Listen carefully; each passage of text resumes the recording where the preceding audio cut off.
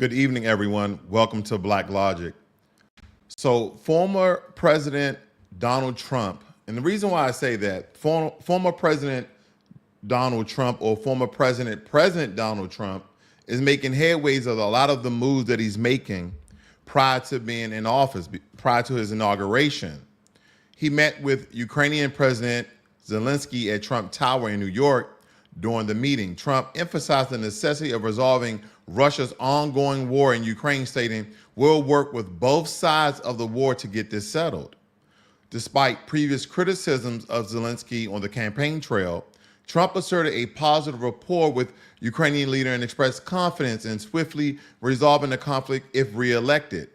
He remarked, "I also have a very good relationship, as you know, with President Putin. And I think if we win," and this is some of the talks he was having with Zelensky prior to him winning, "we're going to get it resolved very quickly." Zelensky highlighted the urgency of ending the war, stated Putin kills so many people, and of course we need to do everything to pressure him to stop this war. Pressure him. I'm just reading this kind of in the way that I wrote it. It's like pressured him. He's on our territory. He also invited Trump to visit Ukraine, to which Trump responded affirmatively, "I will." The meeting comes amid a very complex history between the two leaders, notably Trump's 2019 impeachment over allegations of pressuring Zelensky to investigate the Biden family. Trump never got over that. He said, "You guys should be really investigating the Biden family and the dealings they've been doing inside your country." But Biden being the president and at the time the vice president, there was no way Zelensky was going to do that to the most powerful men in the country. But again, to Trump's point, that is what he was supposed to do, and he didn't do that. So standing together today, Trump praised Zelensky's leadership, indicating a potential shift in their relationship. Trump reiterated his long-standing claim that he could negotiate an end to the war swiftly if elected, warning that without his leadership, the conflict could escalate into a global crisis. So now we have reports that these two have already met and talked about ending the war. Then they also recorded President Putin stating that very same thing. I want you guys to listen in on this so you can hear that he's ready for the war to end as well. But believe me, Russia is not going away from this war empty-handed. I can promise you that. There's no way they're going away from this war empty-handed. There's going to be a deal to be made, and Donald Trump is going to be in the middle of it. And that's going to be a great thing for everybody, because there's going to be a less war that the world's occurring. Innocent people will no longer be killed, so that's a good thing. That's what I'm getting at. But listen in. For more than 4 years, but I'm open for it anytime.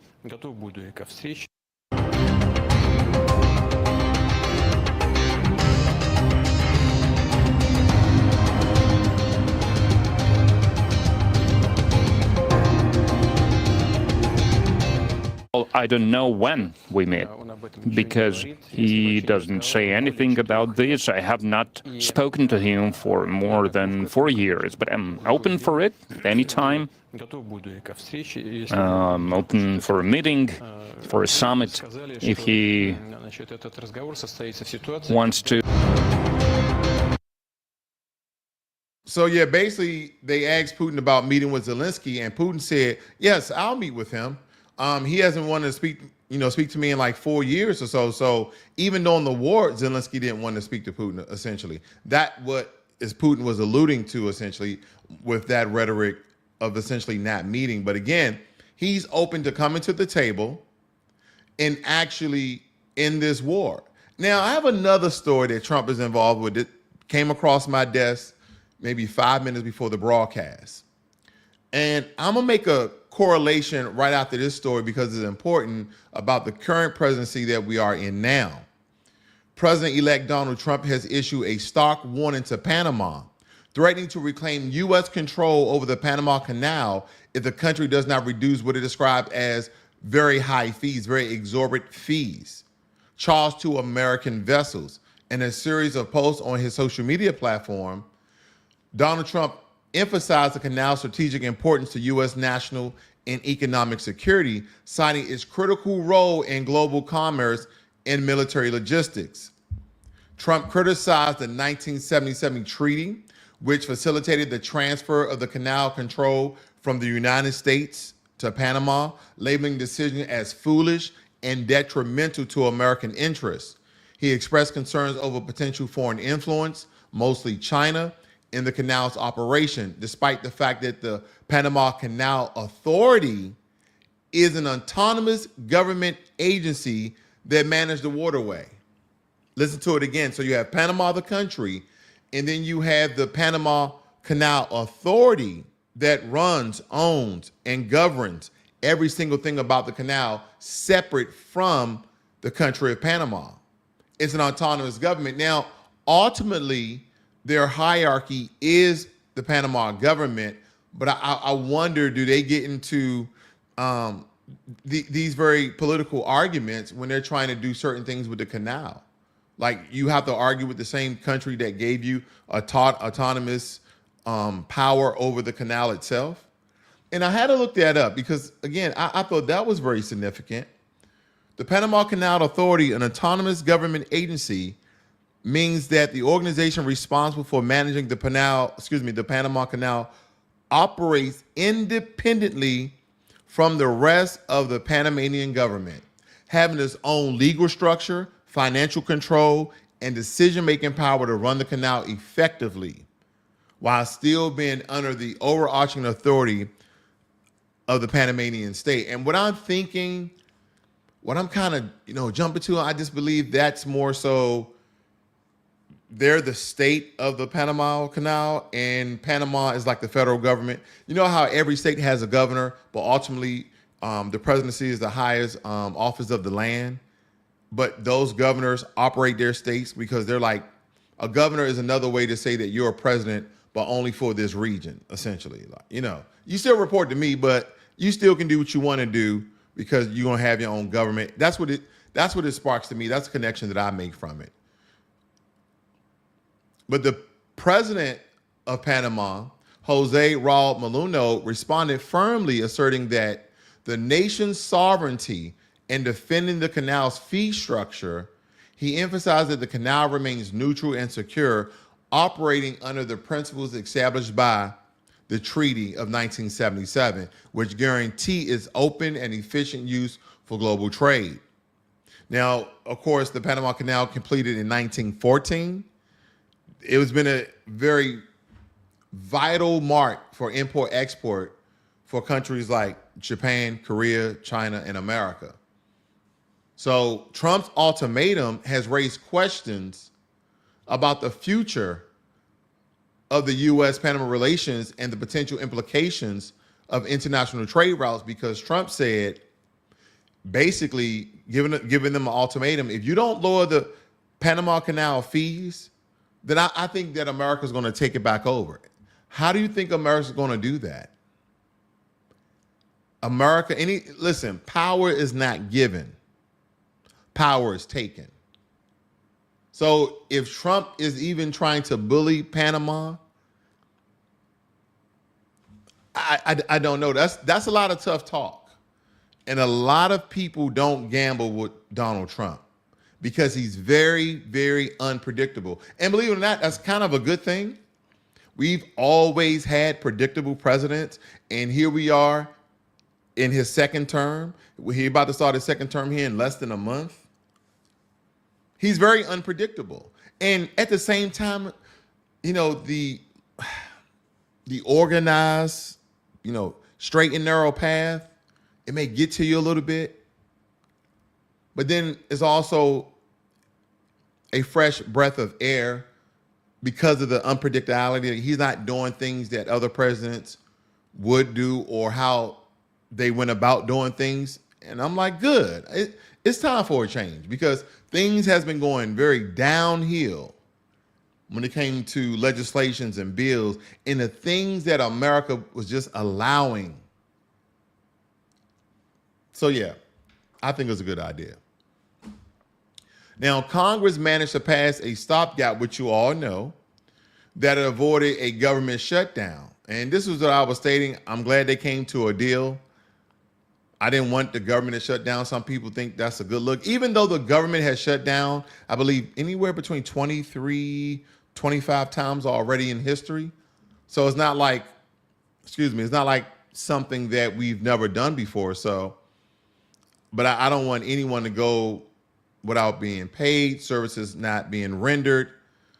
Again, I believe when it comes to the American people, they should always come to the table and strike a deal.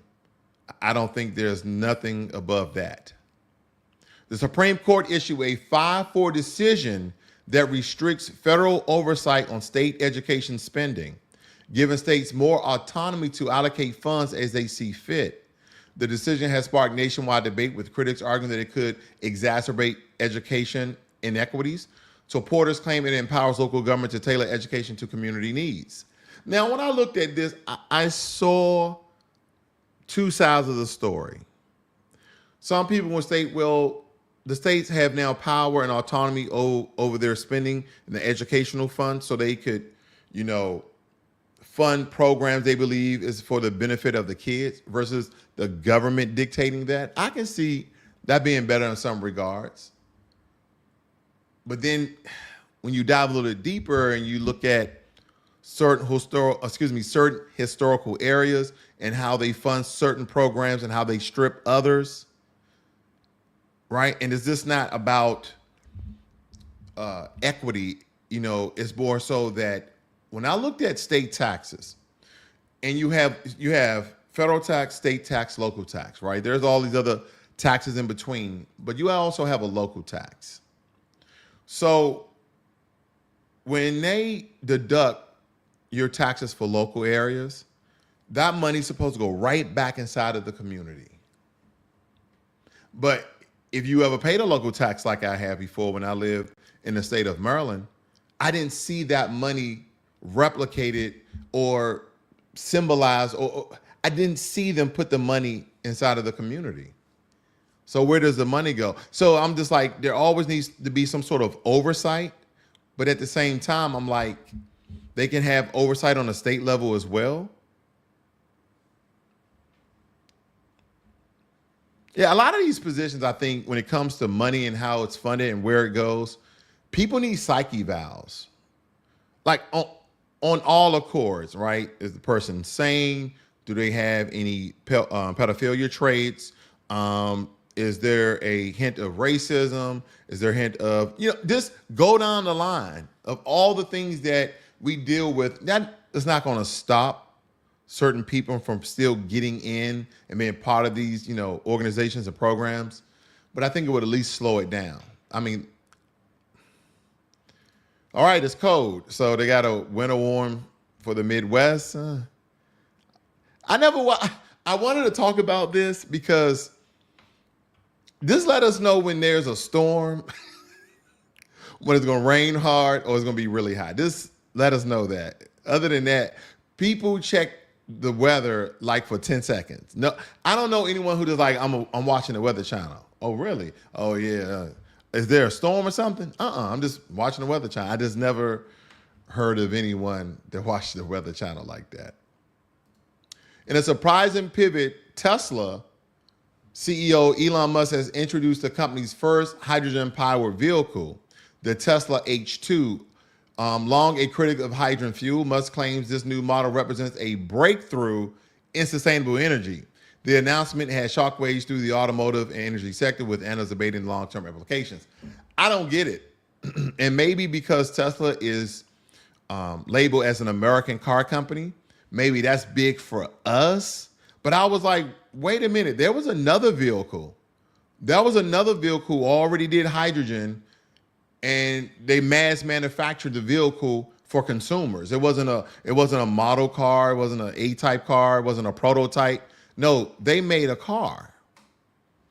You guys remember this car that Toyota made, and it was just quite recent. It says the 2024 model, I believe it came out maybe 2 years ago, if I'm not mistaken. Estimated range of 402 miles with a full tank of gas. It has a fuel economy rating of 76 in the city and 71 on the highway. Hydrogen is and there's only a couple of these hydrogen gas stations because they know these cars are not they're on the road in America. I've seen one actually in person, but not too many people have them because, again, with charging, the same thing with hydrogen, not too many gas stations have hydrogen. And you might have one or two in your if you live in a large city or in a state, you might have 2 or 3 gas stations. That's not a lot. Because most of you will, as you're driving to a friend's house, you probably already passed about 20 gas stations, just like regular old gas. Let's see. I'm going to show you guys a picture very, very quickly here. You guys seen this vehicle on the road. You probably seen it and thought it was maybe a large Civic or maybe a Honda Accord or something like that. Am I on the wrong? Is that? Oh, that's Honda. You probably thought it was a Camry or an Avalon, the new Avalon or something like that, or even the Crown, the Toyota Crown. You probably thought that, but no, they've been having it. So I don't know, it was a breakthrough. It's a hydrogen vehicle, man. It's not really that big of a deal. Just the cars are so darn expensive. That's what that's about. Reports indicate increased Russian military activity along the Ukrainian border, raising fears of renewed escalation in the region. The U.S. has responded with additional sanctions targeting Russian energy exports and has pledged $3 billion in military aid to Ukraine.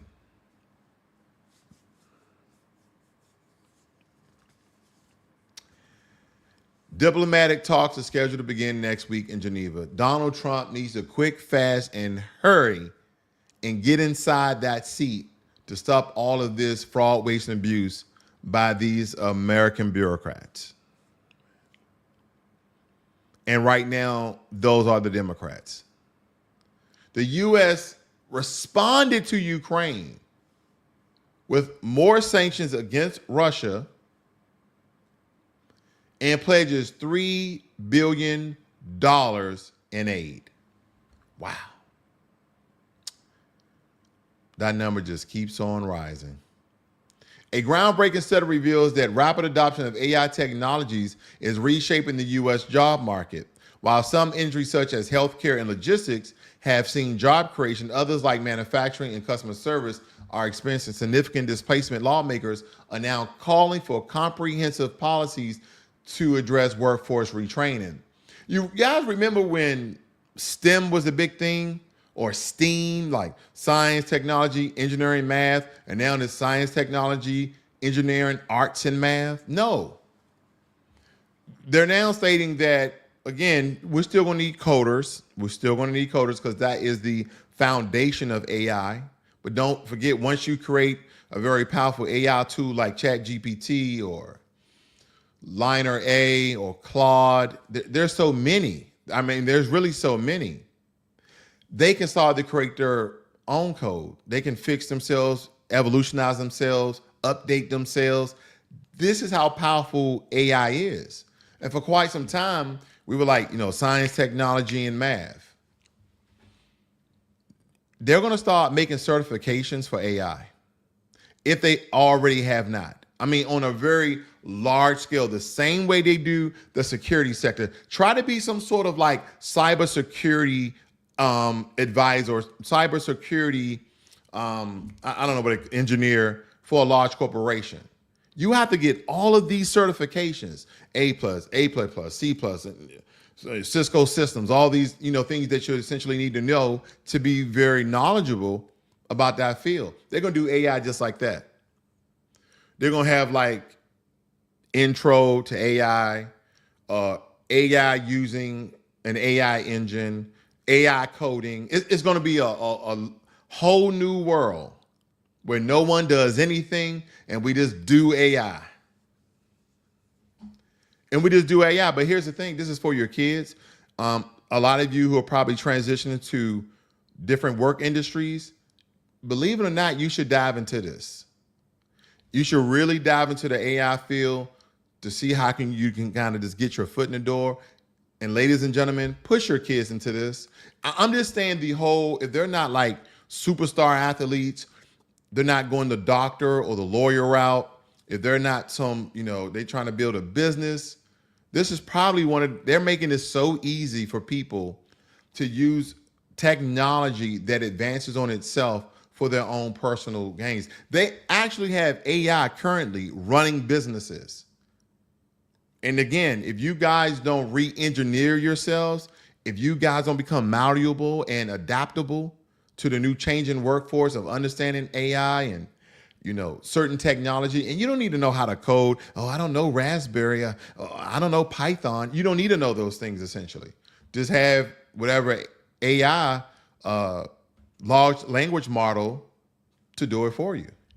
But this is, again, we have to be forward thinkers. We can't keep thinking in such, when it comes to the work industry, in such a traditional manner that these jobs don't exist, because we have foreigners from all over the world that come to America and do these same jobs we don't push our kids into.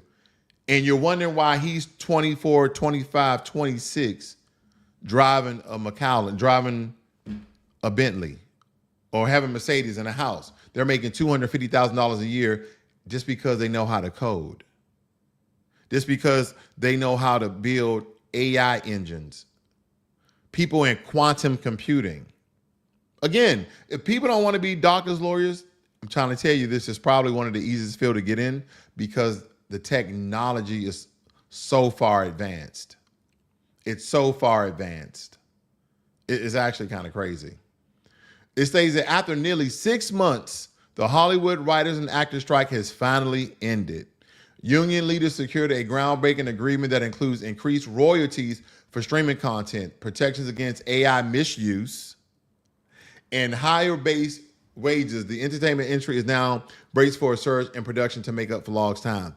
Let me tell you something. The stars that we grew up with, the stars that we know, those roles are slowly going away. You know why?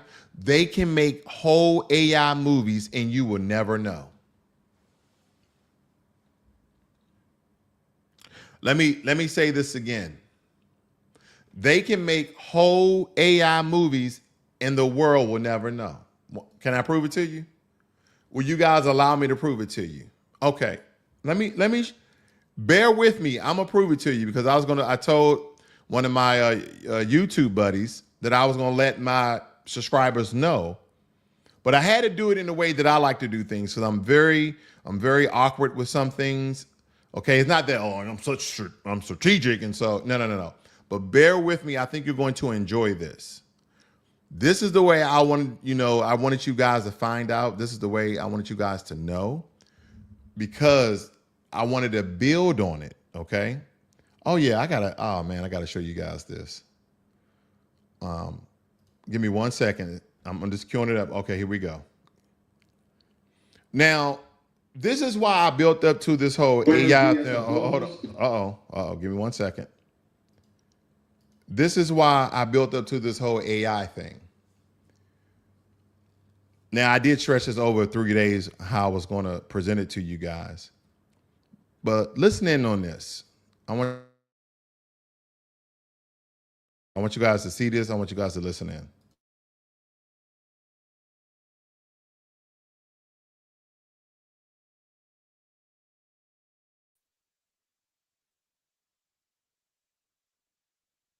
Y bienvenidos a Blacklogic. El senador John Fetterman de Pensilvania ha pedido al presidente Biden que se distancie del expresidente Donald Trump por las controversias legales que también involucran a Hunter Biden, alegando motivaciones políticas detrás de los casos. Este llamado ha desencadenado un debate en el Partido Demócrata, provocando reacciones diversas, como la decepción del gobernador de California, Gavin Newsom. JetBlue ha anunciado la eliminación de varias rutas desde el aeropuerto. Okay, so he was speaking Spanish with my voice. Ladies and gentlemen, that's not me. Ladies and gentlemen, that's not me. That is a clone of me. AI. It's an AI clone with me, with my voice as well. And I can make him speak any language and he will move. I didn't record myself doing this. All the movements, the way he's looking up and down, all of that is him. JFK de Nueva York a ciudades como Austin, Houston y Miami, además de reducir operaciones en San José y el servicio de clase ejecutiva hacia Seattle, buscando mejorar la rentabilidad. So, yeah. That's what I'm telling you. If you have children, this is the field to get into. Because again, I'm a really a big movie buff, and do I care if they replace actors with AI? Is the movie still good? Because when you just like a good movie, you just like a good movie. You're not gonna be like, I can't believe they fired all the actors and they created AI. And again, you're not going to stop the advancement of the human species. You're just not going to do it. People are built off of everyone's wisdom and knowledge. And we begin to progress, okay? We get smarter, we get more intelligent. So we just build. You're not going to stop AI. So that's why I don't even get mad. Like, if you can't beat them, you might as well join them. That's where I'm at in life. That's where I'm at in life. Yeah. Now, this one, I'm actually in love with. I know, speaking about Ron DeSantis, but this is, again, everybody's getting on board with Trump, which is a good thing. Everybody should be looking out for the betterment of America. Stop trying to feel bad and be bad about Donald Trump winning. You're just wasting your time. We needed to change, so we got to change, and he's going to stop all the riffraff. And here's the thing. If we don't see progress, if we don't see, some of these solutions coming to fruition, I give a guy a year or two, but if you still don't start making moves, that is when we start putting pressure on our political leaders. When they make promises, you give them time, right? Especially he only has 4 years. So you give him a year and a half, and you're like, okay, let's see what he's done. And how did that affect America, if not yourself? But essentially, we should all be behind, whether it been Kamala. Okay, I didn't want Kamala to win. Or it been Trump. Oh, okay, I didn't want Trump to win. I just wanted America to win. And I think that's where we kind of get lost at. We get so wrapped up and tied up into the emotional roller coaster of, I can't believe you ain't gonna vote for the sister girl. Oh man, I thought you was conservative. You ain't gonna vote for Trump. I'm like, I'm voting for me, my family, my friends, and then America. So, yeah. I didn't see the betterment. But here's the thing about Ron DeSantis. He has signaled a sweeping immigration bill aimed at curbing illegal immigration. The legislation imposes stricter penalties on businesses hiring undocumented workers, illegal immigrants, and expands the use of E-Verify. Critics argue the bill could harm the state's economy, mostly in its agriculture sector, which relies heavily on migrant labor. Again, people keep saying this, but here's the thing I respect about this bill that Ron DeSantis is signing. And I'm going to tell you why I respect it, because I've been saying this for at least 3 years on here, and I've been stating that we keep going after the illegal immigrants after they've been in the country, let's say, from the first day till 10 years, I don't know. And we know exactly where these illegal immigrants are. Because the people who are employing these illegal immigrants, why they're not being incarcerated? Why are they not being brought up on charges? They are encouraging illegal immigration. And here's the thing I've been hearing. If Donald Trump does total mass deportation, the American economy will fall. Because we have so many illegal immigrants inside the country, they're doing those very vital jobs that most Americans are not even looking for. They're working in chicken farms and cattle farms, and they're working in the orange fields, corn fields. A lot of those jobs, Americans like, well, I got a degree. I'm not going doing that. Even people who work for a job for quite some time and has experience, I'm not going to. And I'm not saying Americans won't do those jobs, But for the wages, though, people are getting paid. I know you're like, is he for illegal immigration? Absolutely not. But if you tell me that we have two groups of illegal immigrants inside of America, no, let's say it's three groups. Let's say it's three groups. One group are the gangsters, the cartels, the mafiosos, people who are doing illegal activity, harming each other, harming, Americans, harming people in general, drugs, you name it, weapons, all of that. Those people need to go immediately. Then you tell me you have another group that they just work, feed their family, this, that, and the other. Again, this is for the state of the American economy. Now, have they been working on their citizenship? Because I don't want the American economy to fall, because at the end of the day, if the American economy falls, then we are all out of luck. You see what I'm saying? Then you have that third group that is just a strain on America, that our tax dollars are paying for them, and they're not working. They're like on Section 8 on welfare illegally in the country. They got to go too. If you're working, good. But yeah, that's very interesting to me. And speaking about the moves Donald Trump has made, the move that Ron DeSantis has made, it tells me when it comes to Donald Trump, he's already doing president work. He's already at work. Let me tell you why. Let me show you guys something very quickly. This is the biggest scandal in America, and the level and volume of people who dedicated themselves to lying to everyone at home about this man's condition for 4 straight years up through this summer is breathtaking. It's a scandal of epic proportions, and it's a fair question to ask: who is running the country? Who has been running the country? And as I said earlier, if you're worried about Donald Trump's advisors having influence, for the last 4 years, apparently this president, duly elected, but this president was not capable of fulfilling the duties of the office. And his staff and the White House lied about it and kept it from the American people. It's an absolute scandal. This is the biggest scandal in America.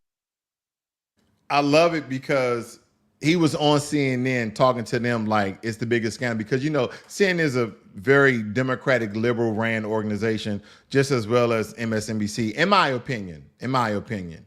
And again, there's really been no truth news. The only people who's really diving into stories are YouTubers, really. Now, some people do sway one way or another. I try to just see it for what it is. I don't want to be right or be left. I just want to see what it is. What is the truth behind it all? And the truth right now is Donald Trump has already met with President Zelensky, and he's already buddies with President Putin. He's like, we're going to get this war ended very quickly. And then he has Putin to come out publicly and state that, yeah, I'm willing to meet. All the while, this whole 4 years, I don't know what the Democrats, I don't know what Joe Biden and Kamala Harris was doing. I have no idea. Kamala Harris is supposed to be the border czar, but yeah, 11 million. Let's just say that. You have a war in Ukraine, you have a war in Israel, and the only thing we're doing is keep giving money to them. Donald Trump says, you know what, I'm gonna meet with Zelensky. He met with Zelensky. Putin comes out and says, yeah, we'll meet. He said, yo, we're gonna end this war. And that's gonna be very, very good. Retailers are celebrating a robust holiday shopping season with sales up to 6.5% compared to last year. Despite ongoing inflation, consumer spending remains strong, driven by increased wages and early holiday promotions. Now, that's not what it is. Ain't about holidays. Is that, again, I think the American people are feeling good. Even some people who didn't vote for Donald Trump, they're like, okay, we got Trump. But last time he was in office before COVID. So I've seen a lot of people on edge in that way as well. And I think a lot of times the American people, we're just kind of tired. We're just like, F it. We can go out and buy friends and family some good gifts. Yeah, inflation's up, groceries up, gas is up. So is my credit card debt. Everything is up. Everything is up. Good evening, Volvo, Shelly G, Miss Katz. Johnny Adams. Let me see. I'm gonna interact this. I'm gonna give myself 5 more minutes here. Usually I'm off before 30, but let's talk really quickly. Let's see here. Shelly said she thinks I might be right. Ms. Katz stated, I can't believe it. Hollywood is being exposed right now, so I guess AI would be the next big thing. They're already doing that. They've been using AI longer than anybody else with all this very complex graphics that you see in movies. Like, I was just watching a movie with Idris Elba in it. It was Take In or Take Him or Take In. They about to take it off of Netflix, so I said, let me watch it. It's actually pretty good. But as Idris Elba was chasing after this guy on the rooftop, they was already blurring his face. Like, it was a stunt double, whatever, but they blurred it. Like, they're using masking they've been using this technology for a very long time. And a lot of people, again, if they don't tell you, are they trying to fool you? Or the reason why they didn't tell you because it really doesn't matter. That's the way I kind of look at it. Johnny Adams says, let's make DeSantis homeless. Okay, try and get him deported because his last name DeSantis. I don't got nothing for you, man. I'm not a Ron DeSantis fan. People should know me. They've been busy running the country into the ground. That's what they've been doing. Absolutely, they have. And it's been the Democrats. It is what it is. It's lining the road pockets. Yeah, they very rich behind it as well. Oh, they lining, yeah, definitely lining their own pockets. You know, once I found out, I think it was about 2 years ago, 2.5 years ago, that no, I'm sorry, that was something else. I knew this about 4 to 6 years ago, that when a company is trying to release an IPO, it has to go through the federal government, and they have, Congress people to look over it, secretaries of whoever, right? They look at these IPOs, see how much they're worth. They know the technology, they know the ins and out, and they have to get signed off by the federal government for that IPO to release on the stock markets. Why these politicians get this information? Do you know they start to invest inside these stocks before it's even released? Which makes the stock even the value even goes up when you are investing $200,000, $300,000.